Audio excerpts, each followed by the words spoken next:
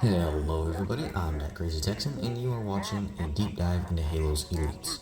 Also, I would like to mention that I will only really be covering gameplay, less so much the lore. If you want more lore-based videos, feel free to ask me in the comments, and I will primarily be using Halo CE and Halo Reach, while also excluding Halo 4 and Halo 5, because, well, look at this guy, I mean, Good come on. God! It's hideous. Beautiful in an ugly way, but mostly hideous. Okay, so, for a brief recap, the Sangheli, or more commonly known as the Elites, are a very, very powerful alien species. They are known for their honor-based culture, advanced weaponry, and distinctive armor. Originating from the planet Sanghelios, the Sangheli were once divided into various clans and factions, often engaging in internal conflicts. In the 26th century, they became part of the Covenant, a theocratic alliance, per se, of alien races where they served as the soldiers and commanders. The Sangheli initially embraced the Covenant's religion, but internal power struggles and a growing feud against the Jiralhanae, or Brutes, led to their rebellion against the Covenant in Halo 3 during the events of the Great Schism.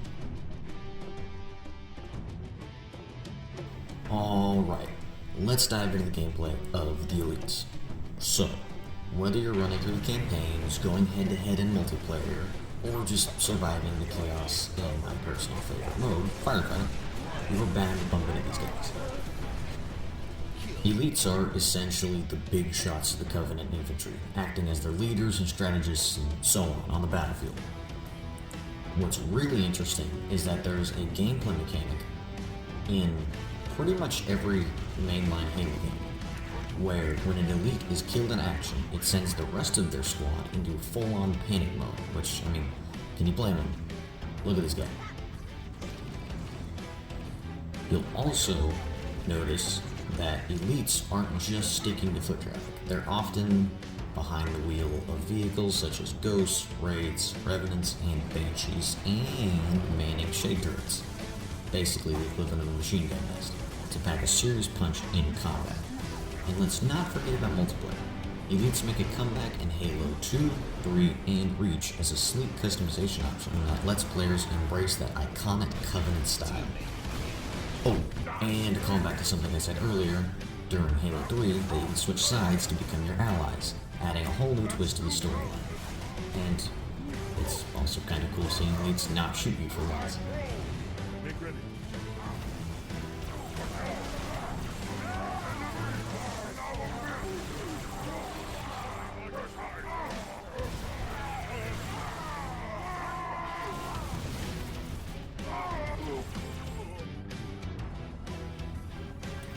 Okay, so now onto one of the most unique attributes of the elites.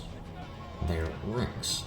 Ranks are basically a mixture of religious, political, and even military positions that elites can achieve.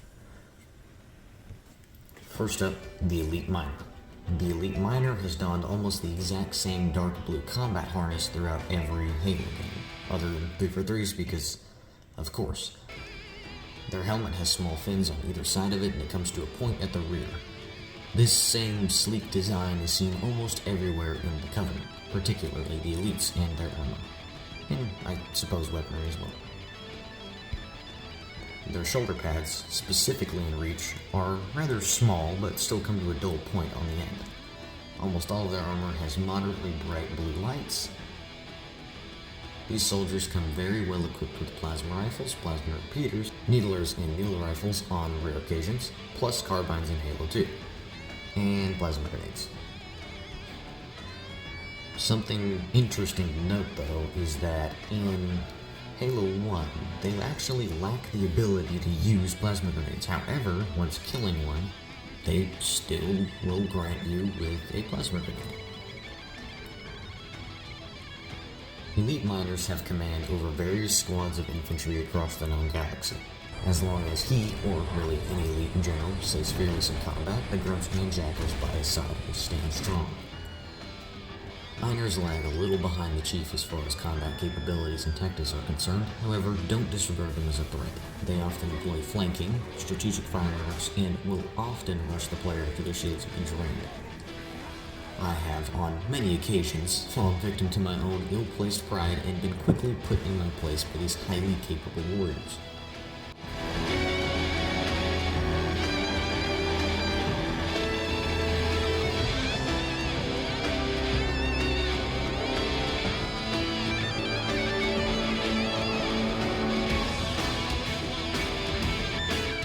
Majors, or officers as they were called in Halo Reach, are the leaders of large squads of grunts, jackals, and elite miners. Yes, majors are quite literally the next rank, direct next rank over elite miners. In Halo 1, majors appear to be of equal if not higher intelligence than that of miners. Much like every other elite in Halo 1 with the exception of the Spec Ops elites, they do not use plasma grenades. Their combat harness is identical to that of elite miners, however it is maroon with a very metallic sheen. I quite like it, to be honest. They only really use needlers and plasma rifles. In Halo 2, they use the same armor as the elite miners, just in the design of Halo 2's elites. But this time, the majors have a much redder coloration to it. Now they have the ability to throw grenades and make sparse use of Covenant carbines. Finally, in Halo Reach, elite majors, or the equivalent during the game/events of the Fall of Reach, are called elite officers. Elite officers serve the same role as a major, and by that I mean they are literally the exact same thing. However, they now have access to a larger number of weapons like plasma repeaters, needle rifles, and sometimes energy swords. These officers have an orange-red combat harness with small red lights put all around the inside of it. The officer's helmet has two fins that end at the rear of the helmet and one short, thin fin that goes through the middle of the helmet. It has a very curved chest plate with armor all around the neck. The shoulder pads have the same look as the Ultras, just much shorter, with it having two short fins at the end. Wow.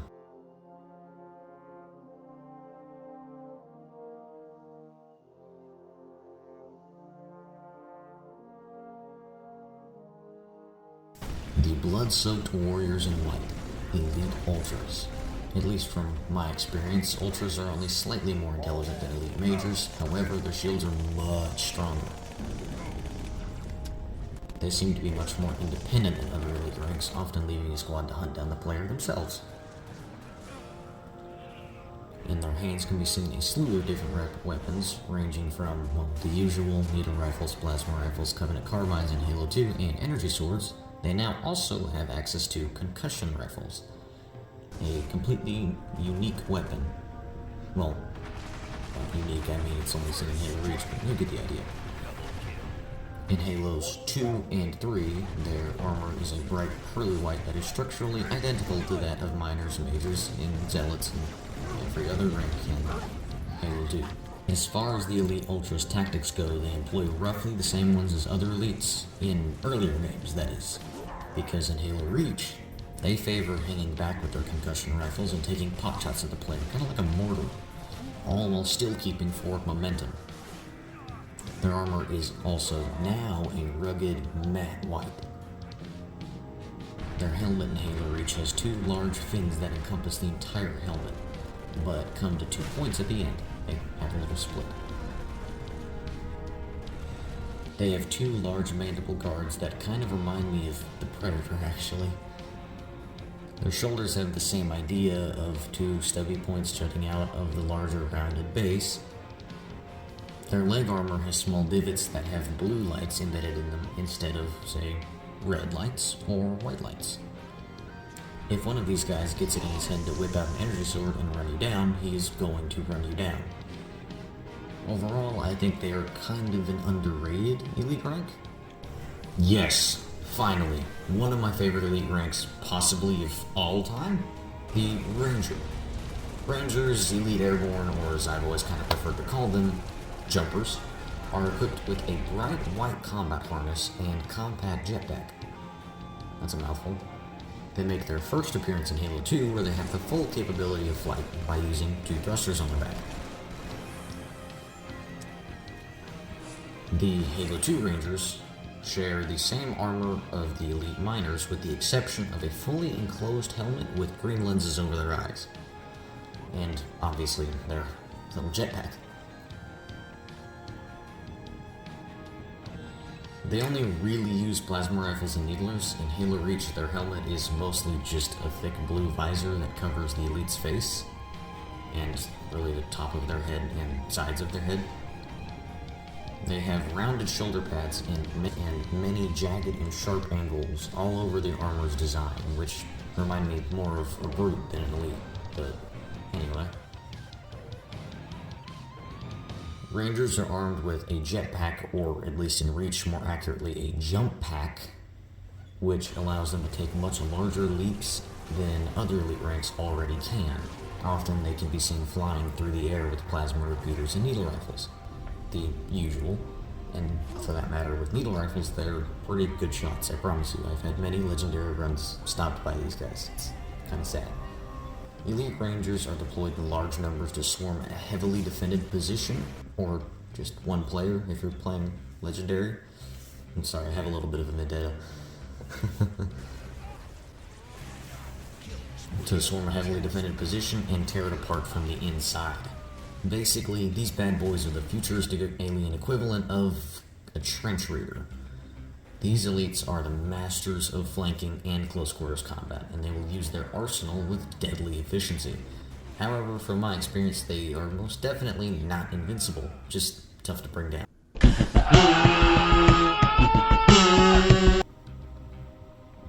Elite Zealots are probably the most famous elite rank possibly ever.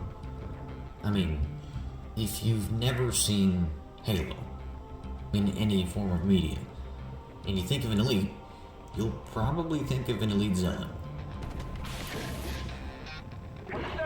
Zealots are fanatical believers in the Great Journey, which is the Covenant's mostly universal religion, though they prefer to honor their religion with actions instead of words. In Halo Combat Evolved, the Zealots wear a bright gold combat harness and exhibit quite possibly the most aggressive behavior of any Zealot, or really Elite, in the mainline Halo games. Their preferred weapons are plasma rifles, fuel rod guns, and, most of all, the energy sword. When they're armed with energy swords, it seems like they grow a bigger brain or something. These Zealots will hide and ambush the player while jumping through the air to avoid incoming fire. In the second installation of Halo, much like our beloved Magnum, the Zealot was nerfed. And when I say nerfed, I mean nerfed hard. And now they only use the energy sword, but instead of exhibiting any form of intelligent behavior, they instead walk towards the player at a moderate speed, but they only appear in legendary difficulty, meaning that on a normal run, you're never gonna see them. Okay, quick editor's note. Later, on the mission Uprising, there, I think, are a few Zealots that appear, and those guys mostly come from drop pods sent from the sky or whatever. But, however, other than not attacking the player because, the player is now an Elite 2, they exhibit the exact same behavior. The version seen in Halo Reach is very different from those seen in the earlier games. Now, a new weapon has been added to their arsenal, the plasma launcher. Plasma launchers are basically like the mixture of a fuel rod gun and a plasma grenade, meaning they can charge up to fire at least, actually I think at most, 4 large grenades that have the equivalent explosion, if not slightly larger, than a plasma grenade. However, these also track the target. Their shields are identical to the Elite Generals. And also, Zealots have very similar behavior as the Generals. However, they appear to be overall a bit less aggressive. That could just be me. These zealots are only seen in the campaign, sadly not firefight, which would be really cool. Now they have purple armor with many blue lights all around the inside of it. They have a very rounded helmet and overall many soft curves along the armor, giving it a unique and majestic flair. The Field Marshal is the highest rank within the Zealot Order. They are only seen once in the game, but only once on the mission The Pillar of Autumn, which is, I guess not including Lone Wolf, the final mission of Halo Reach. They have the same armor as Zealots, other than 2 small spikes on their helmet, and they also have the same shoulder pads as General.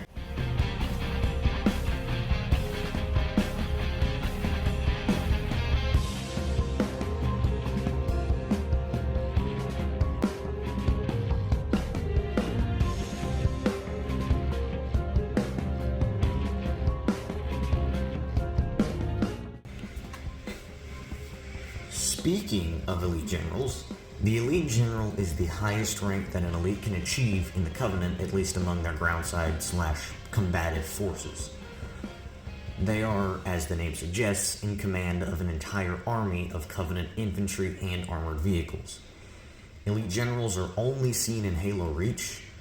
They have very strong shields and are fearless in combat, to the point of quite possibly being psychotic, with them often pulling an energy sword and rushing at completely impossible odds only to cut down everyone standing. Generals prefer to use the energy swords, fuel rod guns, and sometimes concussion rifles, but they have a habit of simply using their firearms to violently bludgeon their enemy to death. They have a very intricately designed combat harness with many orange lights and religiously significant fins on their shoulders and helmet. Their helmet also has a very large horn of sorts, put right in the middle. The General's armor is a bright gold, reminiscent of the Zealots in earlier games. The ultimate infiltration force in the Covenant, the Spec Ops Elites. The Spec Ops Elites underwent one of the greatest changes throughout the Halo games, second probably only to the Zealot. In Halo Combat Evolved, the Spec Ops Elites and Stealth Elites were actually completely separate ranks. They both have identical armor to the Miners, but in Halo 1, aka Combat Evolved, the same thing, you probably hear me use the term interchangeably. The Spec Ops Elites use a shiny gray-black armor, and the Stealth Elite is always invisible, only really being revealed after his own untimely demise. He uses a light blue-white armor in Halo 2. In Halo 2, the Spec Ops Elite uses an updated model to that in Halo 1, just in the style of Halo 2, obviously. Now their combat harness is a very dark blackish purple color. They have slightly stronger shields to that seen in Halo 1, which are already superior to the players. These elites possess the ability to use active camo alongside the Arbiter, however only in scripted events. The Stealth Elites, however, use a light brown combat harness now, which I'm not sure what to think of that, honestly, and now possess shields. The design seen in Halo Reach, though, is, in my opinion, the peak Spec Ops Elite design. Now the Spec Ops Elites and Stealth Elites are combined into one unit, simply known as Spec Ops Elites. They often go out of active camo when firing their weapons or simply moving quickly. Their combat harness has very soft angles everywhere, particularly the helmet and chest plate. Speaking of which, their helmets almost sit over their heads rather than on them, with a complete opening at the bottom. There's a slight split in the front middle armor-ish that come to 2 points at the front. The helmet is almost totally enclosed other than a large opening at the bottom in which their mandibles and mouth can be seen completely exposed to the world. Their shoulders are very reminiscent to that seen of the Elite Ultras, however they are much slimmer and more angled. The rest of their armor is very similar to that of the Miner, just with a more intricate design. Spec Ops Elites are excellent killers armed with plasma rifles, needlers, and energy swords. They love energy swords, and they employ very, very aggressive tactics. in which they often swarm, admittedly rather close together, and just lay into the blade. This may be one of the most unique ranks ever seen in a Halo game. Bobs are exclusive to Halo Reach, sadly, because I would love to see a much more updated model, much less a banished version. From my limited research, it seems that Bob is an acronym meaning Born on Board. This is, I think, actually a callback to the Marathon series, one of the prior games, or prior game releases more accurately, from Bungie, the studio behind most of the Halo games, before they eventually sold it to 343 Industries, / I guess Halo Studios now? Meaning these elites were born on a Covenant ship like an SDV class or CSO class supercarriers. Bobs favor an identical piece of armor to that of the Rangers', other than that it uses a dark bronze gold color. These elites have pretty strong shields and almost exclusively use concussion rifles. The crazy thing that is, if they get attacked but run away for long enough, they can utilize a teleportation module, or at least I like to say they use one, and pop back into their Covenant ship. Yes, they have the ability to just nope out of combat whenever they want. And an admittedly kind of adorable fact, if you manage to kill every single one of them seen throughout the Halo Reach campaign, you will unlock an achievement affectionately named What About Bob? Through their various roles and abilities, elites have played a significant part in shaping the Halo universe and its conflicts. From their early days as part of the Covenant to their eventual rebellion against the entire Covenant itself, elites have consistently proven themselves to be both a powerful and complex species. As you continue your journey through the world and lore of Halo, remember that the Sankhili are more than just enemies to be defeated. They're a fascinating and intricate part of the game's lore. And I promise you, there are much, much better videos to watch on the subject than mine. Thus why I am so very appreciative that you've watched this far. So go ahead and immerse yourself in the Sankhili culture and history and experience the thrill of battling against these iconic sci-fi enemies. Thank you so much for watching. Please subscribe, like, and have a blessed day.